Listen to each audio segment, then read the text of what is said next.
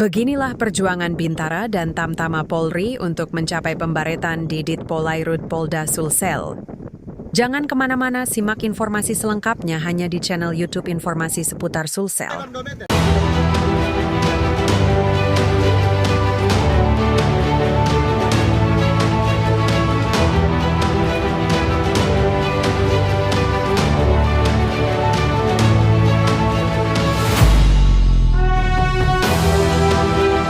Sebanyak 31 lulusan Bintara dan Tamtama Polri gelombang kedua tahun 2024 resmi ikuti pembaretan dan penutupan pembinaan tradisi di Direktorat Kepolisian Perairan dan Udara Polda Sulsel, Senin sore.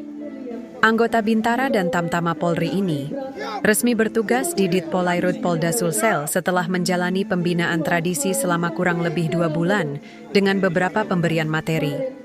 Mulai dari materi wawasan kebangsaan, fungsi teknis kepolisian perairan dan udara, kemampuan renang laut, kemampuan menyelam, SAR, pembinaan rohani dan mental kepribadian, kemudian pembinaan disiplin, fisik, dan peraturan dasar kepolisian.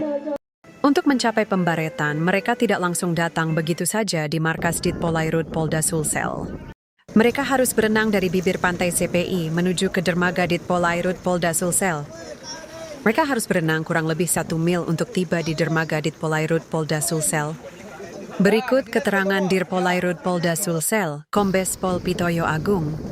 Dari awal memang kita sudah diperintahkan untuk menerima sejumlah 31 personil dari Bintara dan Tamtama Remaja gelombang 2 tahun anggaran 2024. Kemudian dari 31 itu ada 10 titipan dari Polda Papua selama 1 tahun nanti di sini, kemudian nanti yang bersangkutan akan kita kembalikan ke Polda Papua.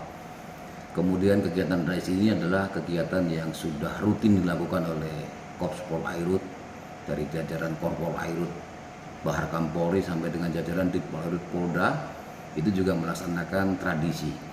Tradisi ini sangat baik terkait untuk menanamkan rasa kebanggaan, cinta tanah air, kemudian kehormatan, kemudian mendoktrin mereka menjadi polisi penolong yang kelak akan bertugas di tengah-tengah masyarakat, sehingga mereka dibekali dengan keterampilan-keterampilan. Karena kami berada di dalam perairan, wilayah perairan, maka kemampuan dasar yang kita tanamkan pada mereka, kita latih setiap harinya, sehingga kita pastikan bahwa mereka sudah memiliki keterampilan untuk survive di perairan, baik itu kemampuan bertahan hidup, kemudian kemampuan renang. Tadi kita sudah laksanakan di pembaretan, renang kurang lebih 1 mil, dan itu wajib hukumnya bagi seluruh anggota jajaran Ditpolairut menguasai kemampuan itu untuk bertahan hidup, karena kita akan menolong masyarakat. Yang paling utama modalnya adalah mampu menyelamatkan diri sendiri terlebih dahulu. Setelah mereka mampu memiliki kemampuan untuk menyelamatkan diri sendiri, baru kita bisa lega melepas mereka untuk menolong masyarakat, dan kita bisa pastikan bahwa mereka pasti insya Allah bisa menjadi penolong bagi masyarakat. Ya, oke. Awas kau mesin deh. Wajib mesin deh. Awas kau, situ mesin.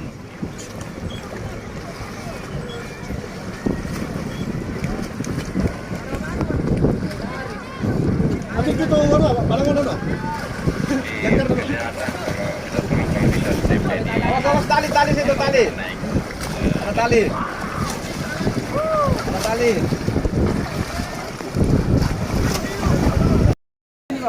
Siap.